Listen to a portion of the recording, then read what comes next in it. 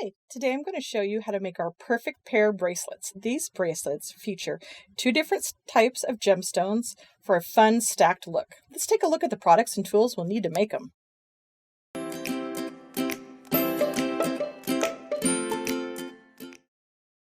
For this project, I'm going to be using the 4mm antique silver faceted round beads by Nunn Design.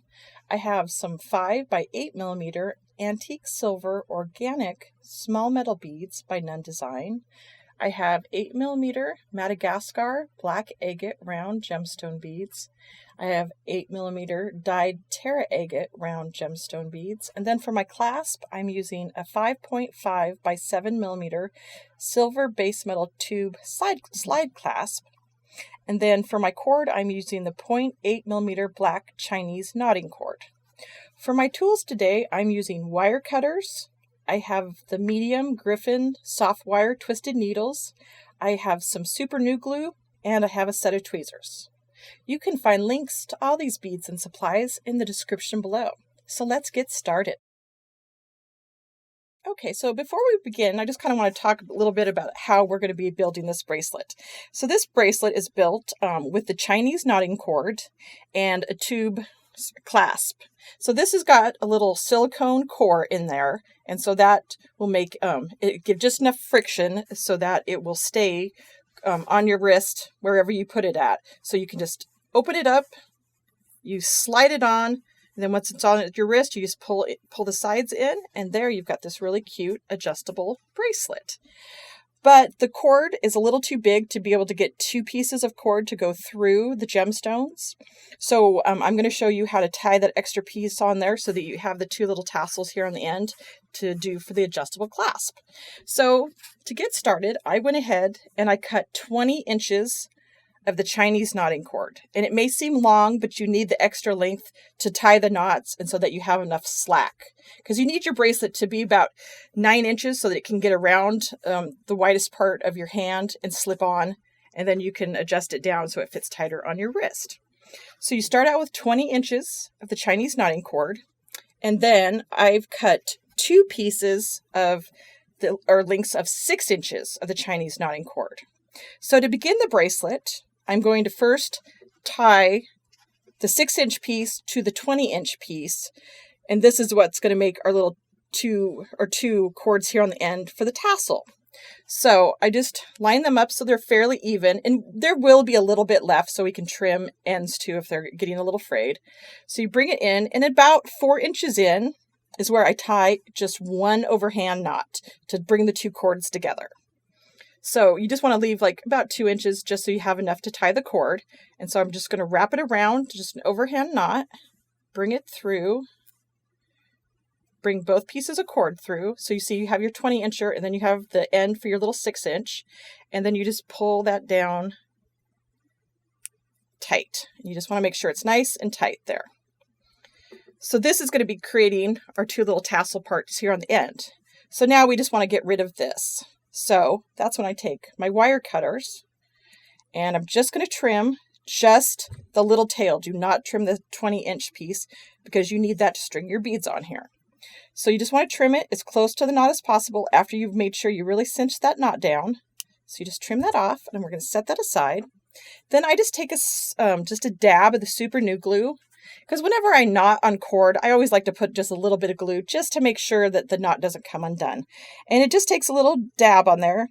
And the nice thing about the super glue, once it dries, you can't really see that it's on there. So that's kind of nice. It doesn't change the color of the cord, sometimes like hypo cement does. But you could use hypo cement, or you could even use E6000 if you want. But the super glue is really great because it just dries quickly. So you don't have to really worry about it sticking to anything. So I've got one side of my bracelet here at the end started. So now I'm just going to take the other end, just the single strand, and I'm going to start stringing my beads. And our pattern is 2 gemstones, a nugget, 5 gemstones, a nugget, 5 gemstones, a nugget, 5 gemstones, a nugget, and then 2 gemstones. And again, this is adjustable, so you can add more beads if you want it to be bigger. And you can take out some beads if you want it to be a little bit smaller. So just going to go ahead and slide these on here. Most of the gemstones will slide on this cord with no problem. But if you do have a hard time getting just the one strand to go through your gemstones, that's when you can use the flexible needle. These are great because you just bring your cord through here and fold it over, and then you can slide that through on your gemstone here. And it will just pull both of those cords through. But like I said, the holes are big enough in these gemstones where you don't actually need the flexible needle quite yet. We'll use it on the clasp here. So I've got 2 gemstones. Then I'm going to do one of the bigger organic nuggets.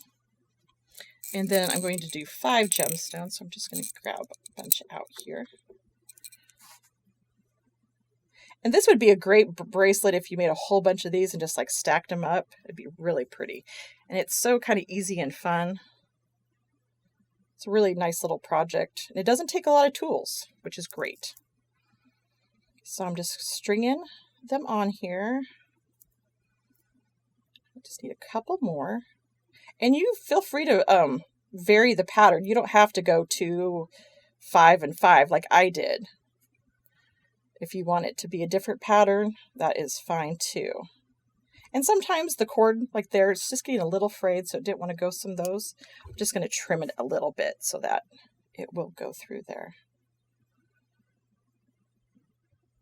Again, though, if you're having a problem just getting the one piece of cord through, definitely you can use the flexible needle. But most of them, it should go through just fine. Okay, so I've got my 5, and then I do organic nugget. And so I'm just going to keep repeating this pattern. So I've got my 2, and then I've got my 5. So I've got to do 2 more sections of 5, and then I do my 2. So I'm just going to finish stringing that up, and then I'm going to show you how to put on the clasp and finish this bracelet. Okay, as you can see, I went ahead and I strung the rest of my bracelet here. So just to go over the pattern again, it's 2 gemstones, an organic bead, 5 gemstones, organic bead, 5 gemstones, organic bead, 5 gemstones, organic bead, and then just 2 gemstones. But again, you can definitely vary this pattern or add beads if you need it to be bigger, or remove beads if you want it to be smaller. As it sits right now, this is going to be about a 7 to a 7.5 inch bracelet. And because it does have the adjustable clasp, it's a little bit more forgiving than a traditional bracelet. So at this point, I need to tie the 2 cords together, just like I did in the beginning here, to create the tassel ends here for my clasp. So I have the 6 inches of Chinese knotting cord that I previously cut. So I'm just going to lay that parallel here with the 20-inch main strand that we've strung our beads on. And I'm just going to tie an overhand knot as close to this end bead as possible. So just lay the 2 cords together. You definitely want to leave a little bit extra so that it doesn't slip out. And then you just tie an overhand knot.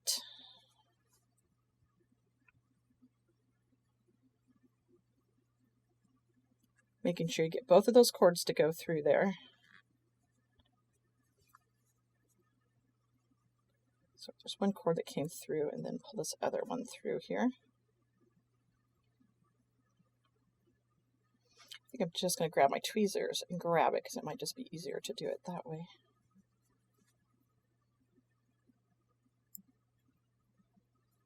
Okay, there we go. So I've got my overhand knot here, but it's pretty far from my bead there. So I'm just going to pull it down until it gets really close to that end bead there. And you can kind of use the tweezers to get in there, but it is a little harder, seeing how it's just one of the cords in there. So you can get the tweezers and then just pull all the ends together and kind of cinch that up there. All right, so we just have a nice overhand knot. And if there's a little bit of space like that, it's totally fine. All right, so I have that one. And then I've got my tails there. So now I just want to make sure my knot it's nice and tight. So just like we did on the other end here, I'm going to cut off this little short tail here. You definitely want to leave the longer tail.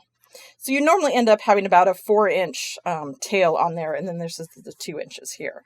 So I'm just going to cut that close to the knot as possible without cutting your main cord there. Then take a little bit of the super glue and just put a dot on that knot there where you just trim that off. Just a extra security. Your knot probably would be fine, but just because we did do it a little bit differently, I think it's best just to have a little bit of glue on there. So now at this point, I'm ready to bring my ends together to make the little clasp part. And at this point, you definitely are going to need your flexible needle, because you're not going to be able to get 4 cords to slide through this in opposite directions. So you take your 2 pieces on one end, you thread it through the eye of your flexible needle. And these flexible needles are great. Comes in a pack, so you get quite a few, because they do get bent up as you're using them. But they are great for all kinds of uses. You know, if you have a beading cord that's just a little bit tight on your beads, it can help you thread it that way too. They really are a great little helper. So you slide on the tube bar clasp, and then you just pull it through, and it pulls those ends through, and there, you've got it one side done. Then you do the same thing on the other end. And at this point, I'm just going to trim this extra piece here, because I just want it to be even with that second cord. So I'm just going to trim that extra. Again, then you're just going to thread those 2 ends through the eye of the flexible needle. You fold it over, and then you're going to bring those, and you're going to pull it through the opposite direction of this clasp here. And you just pull that through.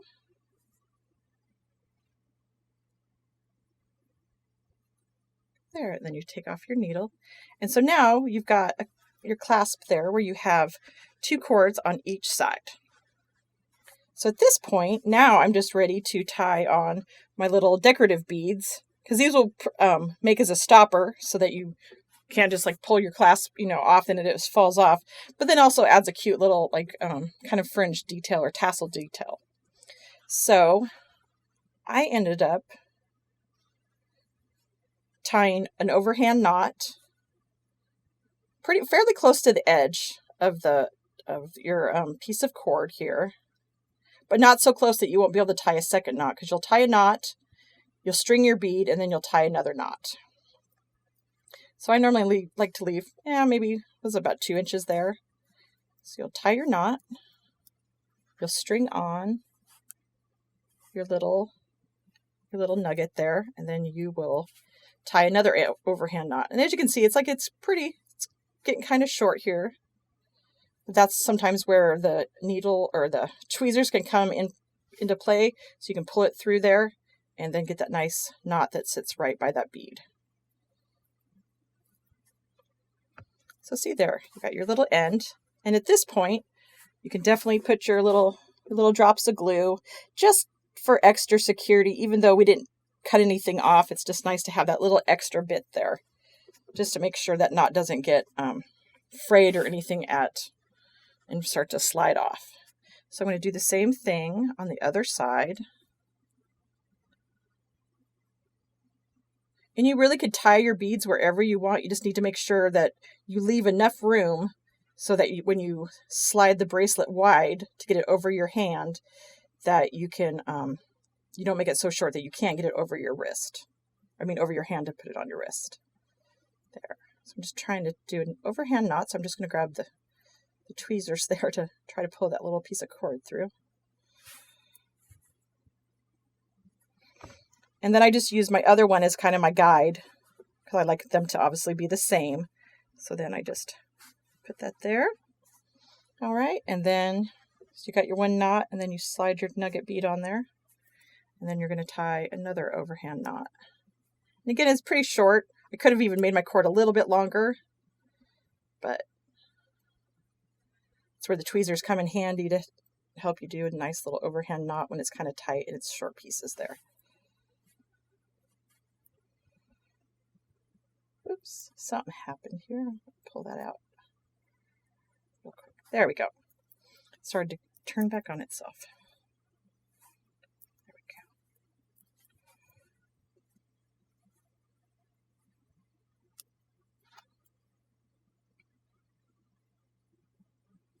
So you could have even started probably with an 8-inch piece of cord. It might have been a little bit easier, but this works. All right, and there, then you just do your dab of glue. These are kind of, these little metal beads, they're a little bit organic. So some of them, like the holes vary just ever so slightly. So if your little beads seem to be too big and they want to slide over, you can always do a double knot for the ends. So I'm just going to repeat the same process on the other side of the clasp, and I'll be right back. Okay, as you can see, I went ahead and I added my my 2 little nugget beads here on the end to the other side of the bracelet. So now I'm ready just to trim my tail. So I went ahead and I put a dab of glue on both sides of the knots. And again, like I said, if your nuggets happen to have, if they want to slide over the knot, just do a double knot. Mine didn't want to slide over, so I'm okay here. But if yours are just a little bit bigger, just do a double knot, which is just an overhand knot, and then you do another overhand knot right on top, and it will make it big enough so it won't slide through those nuggets. So now I'm just going to trim the ends. I just want to leave like a little bit of a tail, not too much. You could leave a longer tail if you like. It's pretty much just however you like it. I just like them to be consistent on both sides there, so I just kind of trim them a little bit. And there, you have this really fun little adjustable clasp bracelet. That's really a great project because it's like you wouldn't have to know the exact, size of someone's wrist to make this bracelet for them. And these are just fun. You could stack a whole bunch on your wrist and they could just kind of be a fun look. So you can find all the products and tools for this inspiration design at fusionbeads.com.